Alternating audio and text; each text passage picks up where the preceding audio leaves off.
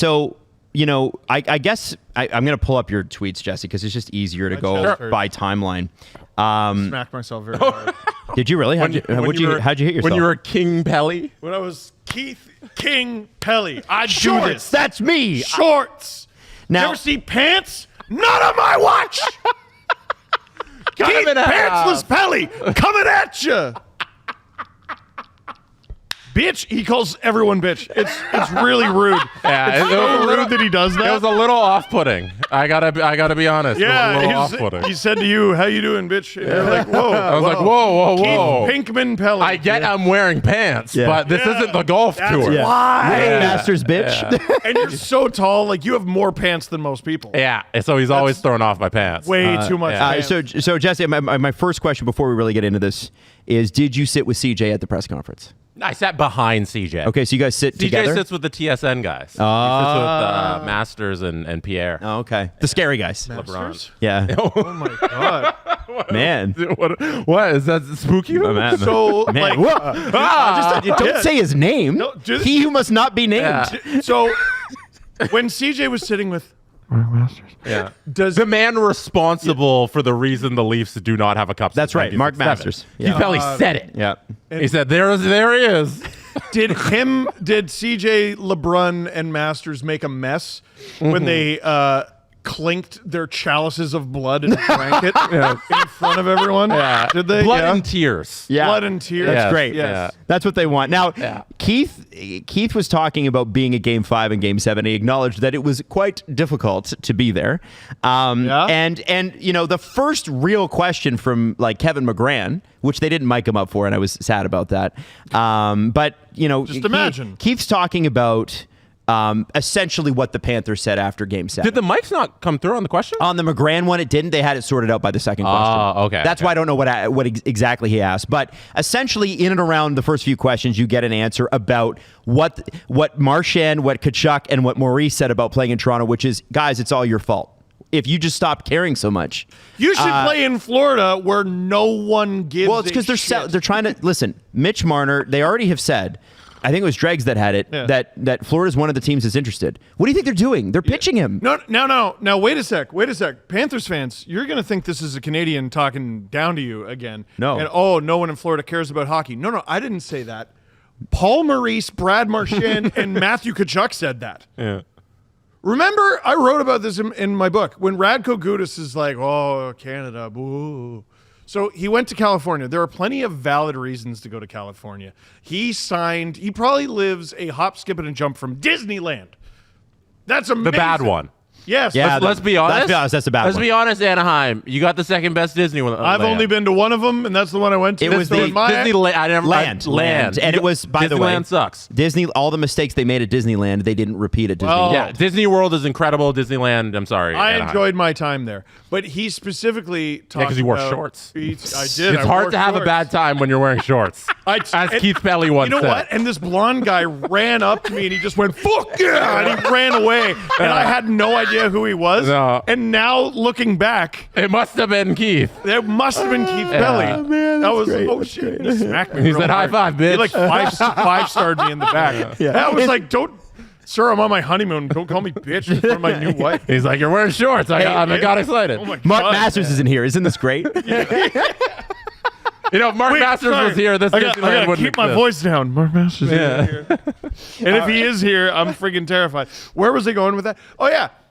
The subtext of every word he spoke was fans in Anaheim don't give a shit. That was the subtext. That's It's your easy. captain. Yeah. The captain of the Ducks doesn't think Anaheim cares about hockey. Fact. Fact. Print it. Tell him I said it. I don't give a shit.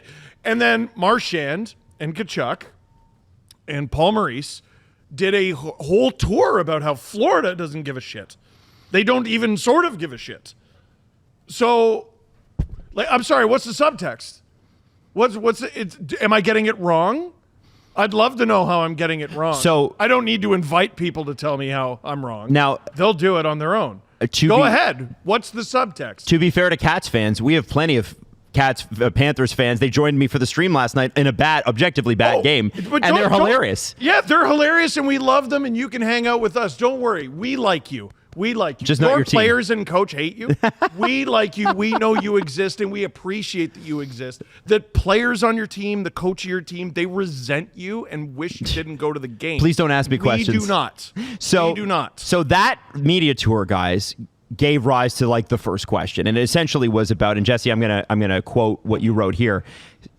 Pelley said, "Pressure is a privilege. The greatest hockey team in the world is the Toronto Maple Leafs, and as a result, you see the passion and the tribalism." And that wasn't even from a question. He said that in his opening statement. Oh, is that right? That's how much of a storyline it was. They wrote down that in the first 4 sentences, you have to talk about the pressure of playing as a Toronto Maple Leaf. Yep. It's the Florida Panthers have screwed this entire market. Well, I think could've told you they've that. got the entire press corps asking everybody, "Is it too much?" Right. Now, he also then confirmed that Brendan Shanahan would not be replaced. So it will be Brad and Craig reporting directly to Keith. Mm-hmm. Keith was then asked about, will you have player personnel decision-making power? And he's like, listen, I'm the CEO of MLSE. I'm not the player personnel guy. That was, believe it or not, what's crazy about what happened today and yesterday is this setup is what Dubas wanted. This setup is what got Dubas fired. No one talks about this, but Dubas went to the board and said, "I want decision-making power above Shanning." That's why he was let go. Because again, if they gave him that, what's Shanning's role? We talked about this in 2023. You take Shanny out of that role.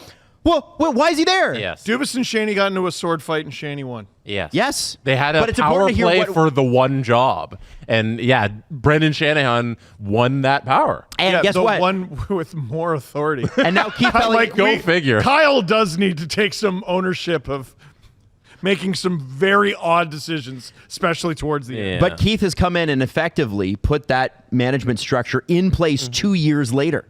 And later on, he's asked about what he did at TFC, which is the exact same thing. And they were like, okay, does that mean you took some guidance from that and you're applying those to this? And he denied it. But it is clearly how he thinks things should be run. That's how he's running. I think he was lying a little on that answer. But what he did at TFC is exactly what he's done with the Toronto Maple Leafs, because he believes you don't need too many cooks in these kitchens. Well, I also think the characterization of that question, although true, was a little bit, because I think it was Josh Cloakey, I think, that asked that question, and it was sort of he said, "Well, you fired Bill Manning and you won 6 games last year," and to which I think we all know, when you fire a manager and you've got contracts on the books like they have right now that they can't get rid of because one of their big Italian stars had a deal ready to go. He hates this place. And then he said, "No, actually, I don't want to," and stuck around another year. So their rebuild's going to take some time. Oh, yeah. Bill Manning had the highest payroll in the MLS and consistently finished near last place. I don't know if you're Keith Pelley, what choice you have. At least Brendan was in the playoffs. Yes. Right? So, clearly that's how he sees this is going. Yeah. So then later on, we have a pathway. So what is the measure of success going forward? We know now internally it was the third round this year. If the third round was achieved, then they keep everything the same. And by the way, what's interesting is they talk about this a little bit in The Athletic with some of Chris's reporting and Jonas's reporting.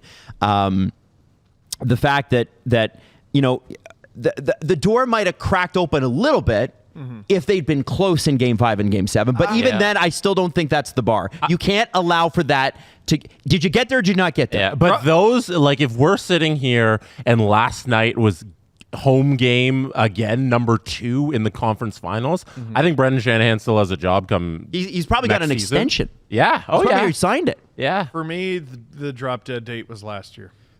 It was last year, but again, Hey, what happened though? the Leafs. You ever play a real good hand and then someone busts out, "I just got here," and that's what the Leafs did. They busted out the Joker of all professional sports, which is, "I just got here. Give me a sec." And that's what Shanahan did when he started with the Leafs. Okay, so you're firing Randy Carlyle, right? Up, bloom, I just got here. And he slammed that shit down on the table, and they kept him for another year. Right. But by all accounts, the board liked Brendan Shanahan. They sided with him in the Dubas debate, and they kept him around for 11 years, and they were very happy with what he'd done. And it's strictly the on-ice performance at the end of the day that got him moved out. And if that was just a little better, meaning conference finals this season, I think he 100% sticks around. But that's not a reality. And he was asked about it, and he said, I don't deal in hypotheticals. Right. I'm not going to answer a question about hypotheticals, even though, I assume they knew that if they had gone through, he would have stuck around. Now let me go back in time. Yes. Who hired Kyle Dubas? Brendan Shanahan. Who promoted Kyle Dubas? To GM? Yeah. Brendan Shanahan. And he was allowed to fire him. So, like, how many GMs do you get? How many head coaches does the team get? How many? Adam made the great point with the assistant coaches. Like, it's at least a dozen. How many of this? How many of that? How many of that?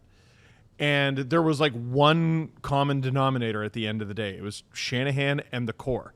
And they refused to move off of either of them until it was too late. All right, but I think they would have looked at this season as a success with If one they more made it to victory. the yeah. One more victory. I guess listen, my at argument a certain is point, you have to pass the bar. Whether Did you pass you the bar? agree with their bar of success or not, It was their bar. Is the debate. Like, you don't agree with their bar of success. I don't agree with it either. I think I'm on your side in that he wouldn't have done anything, but that's Rodgers' bar of success. If they went to the third round, I'm sure it would give me the warm and fuzzies and I would feel different. My argument is they were never going to get there. But I started to dream. They were up 2-0. Yes, I agree. And they started to kick the Panthers' ass in game 3. I can't believe they lost that game. Like, that's why I would read Anthony Petrelli's article on it too, because there's some really great insights about why they lost. And of all the stuff from that series that I try not to think of, it's not game 7. It's not game 5. I try my best not to Game think 3. of game 3. Yep. I try my best not to think of game 3. Yep. 3-1. He said we've made strides, and I think he's right. I think listen, I know that nobody wants to hear that, but I do think this team is certainly better than it's ever been. It was straight up their best playoff performance since 2002, I think. Yeah. 2. Yeah. Yeah. Low bar, but hey, to say that there weren't strides made, I think is incorrect. Yes. He said our ownership group is one of the best in sports, and they provided all the resources to win. That I believe. I do think and you got to picture this in the sense of like Rodgers bought this and then went out and bought the hockey rights. And why did they do that? Right? Well, first off, Ed's dad, Ted, not complicated at all. No. By the way, he was Ted Jr. I'm pretty sure. Oh, really? There was an older Ted. Yeah. Oh my God. Now, Ted Ted Rodgers was an absolute animal. Like animal in business. You and so read his book and have pitched it to me you gotta less read it. than 15. You got to read it. You got to read it. It's crazy. Rodgers versus Rodgers. Read the book. But what Ed grew up in essentially was he grew up in a privileged world, but he was expected to work in the business, and he was expected to find his own way. And I don't think his dad probably was the easiest guy.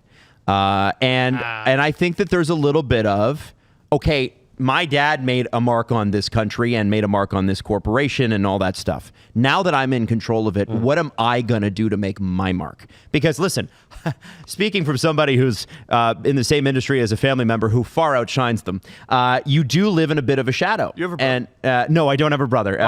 But the point of it is, I do think that if you were to ask Ed and give him truth serum, he would tell you Ed no, it's two Teds and then an Ed. No, he's Ed the third. He's Ed the third? Yeah, his dad is Edward. Oh, Ted is an Ed? Yeah. Oh, I just thought it was just and Ted. the OG I thought it was one. Theodore. The OG one's Ed too. Edward. Like Edward Rodgers is the third. Oh. Yes. EW3. Does that mean anything for the Leafs Cup chances? I have a weird third time's a charm relationship- is what I would say. I have a weird relationship with the name Sorry, Ted. I interrupted you. No, it's fine. I have a very weird relationship with the name Ted. So you know how Richard is Dick, Yeah. which doesn't make any sense to me, and Robert is Bob. My grandpa was called Ted, and my grandma always called him Ted, and I was probably close to high school when I found out his real name was Ernest. Oh. And I don't know if that's common amongst people named I don't think Ernest. that's close. I don't know a lot of... I should have Grandpa Ernie.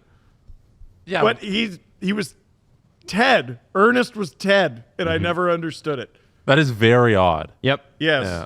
Her name was Joy, and I found out years later that's just her name. So Adam, refer to him as you should. As the third. There you go. So tell me about Ernest Rogers. So Edward Rogers, basically, I think he believes, and I don't think he's wrong, that his mark is going to be in growing Rogers, which he has. They bought Shaw, they merged. It's the biggest telecom in the country, and bringing championships to his favorite teams. And by the way, he's a big Jays fan.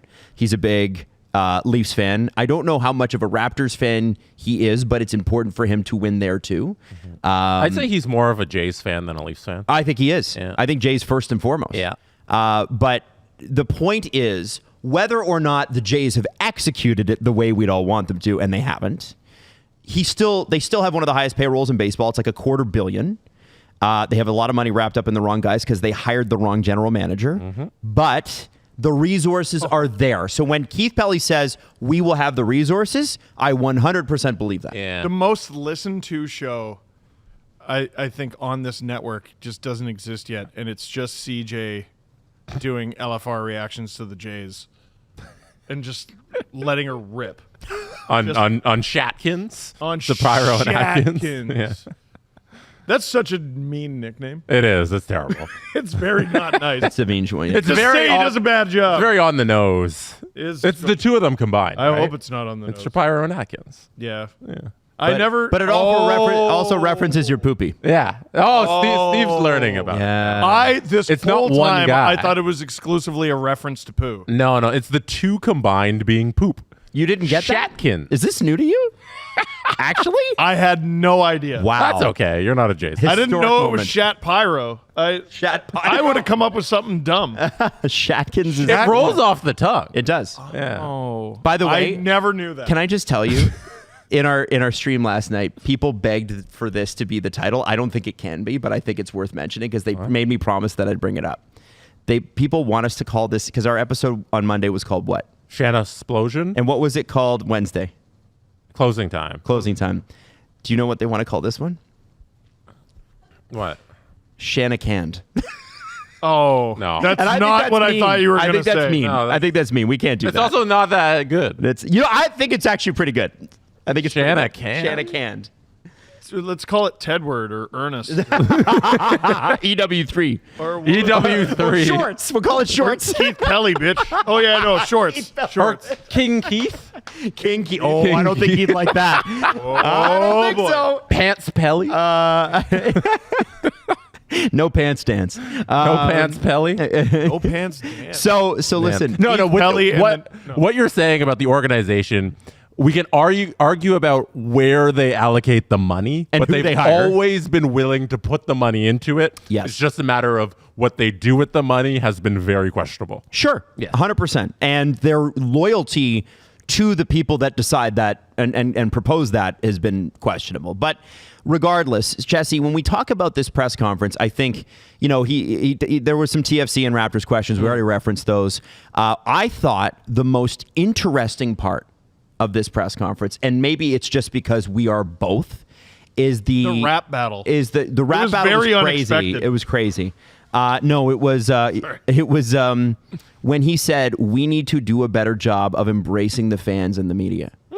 And I thought that was fascinating because obviously this man has a media background. He helped to build, CFL at TSN and then was Rogers Media, and he's had a pretty great career. And the more the fans, less the media. We can talk about the media thing in a second, but it's just less interesting. He talked about Fan Zone where, people are going to be they're going to start to give away 150, 200 tickets every game to get Right. He said most of the people we have signed up from there have never been in the arena. That's the Wow. first time I've heard an MLSE CEO to the public say, we got a bit of a pricing issue and people can't get in. Well, Fans can't get in.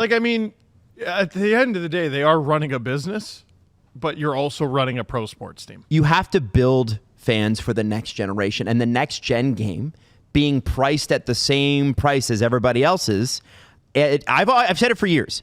Maple Leaf Sports would be super smart if they did this one thing. Take 5 games back from the season ticket holders, credit them their money back, make every ticket $15, and have a lottery. My wife and I brought our son to his first NHL game. For the 3 of us to go, it cost us 2 car payments. That's not a joke. It's crazy. That's not. Yep. Like I'm not. But that is literally 2 car payments. It's not 2 months. Yeah. Of car payments. So this is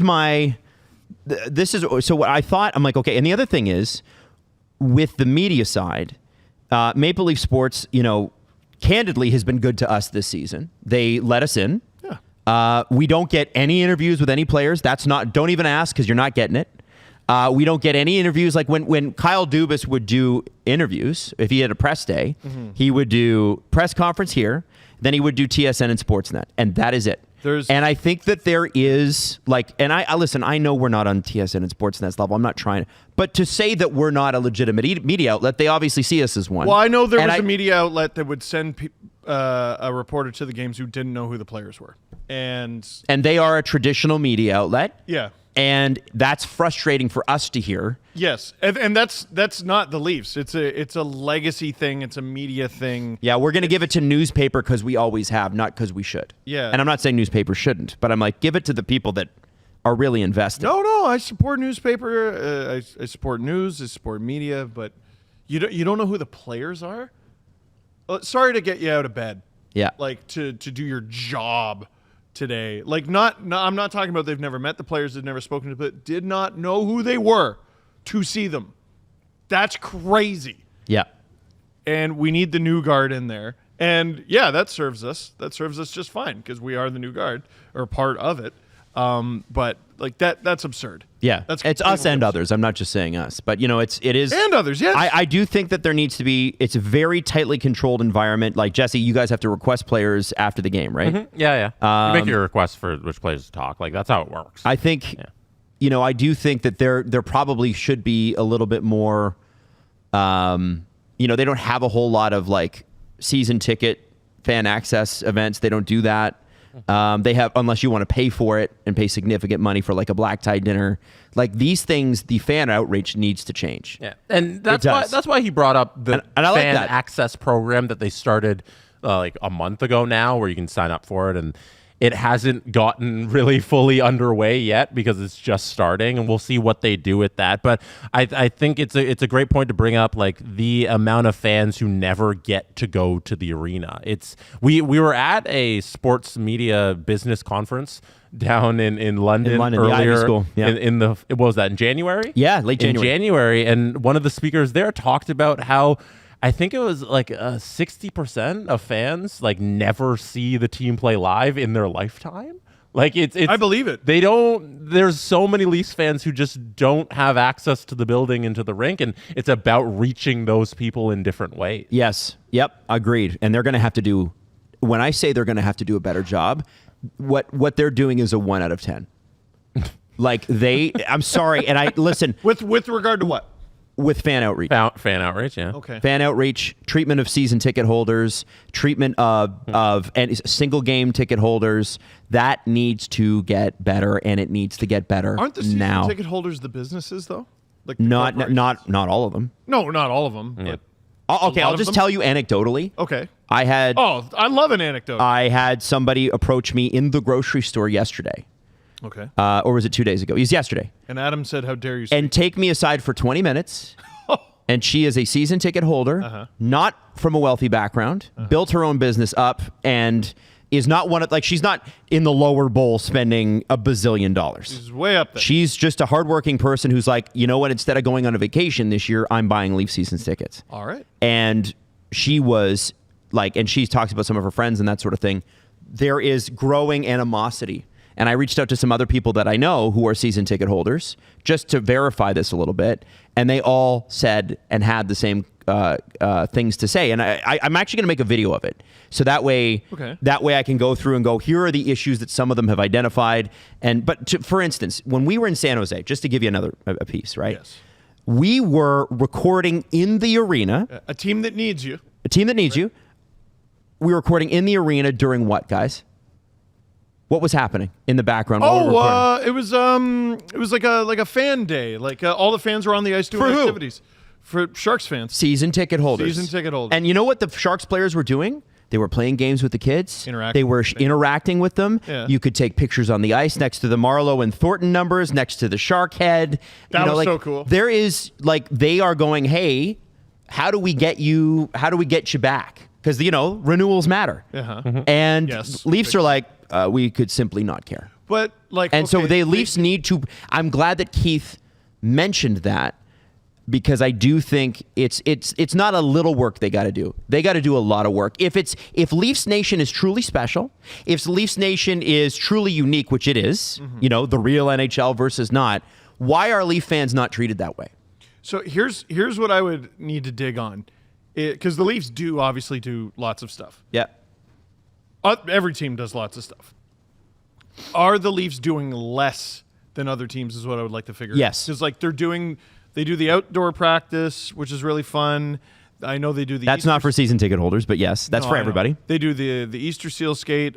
Again, I know it's not season ticket holders. They go to sick kids, but like all professional sports teams like visit hospitals. And They all stuff do like that. and take part in And that's great. charitable initiatives. Keep doing that. Yes. You need to. It's not just about what the players do. You're mentioning shit the players do. Yes. I'm not asking for that. Like it comes down to like how much money it costs to transfer tickets to a friend. I'm talking about like there are, and there is Because you can't just hand tickets to someone no, and anymore. there and also Isn't that nuts? yeah, Yeah. that's the thing is that so they don't get to keep the tickets anymore, which they're That's upset it. about too. Oh, or you can pay. What was it? The Islanders or someone else? Yeah, you pay $40. Oh, for the OV night? to Yeah. get your own copy. What are you talking about? I have the ticket.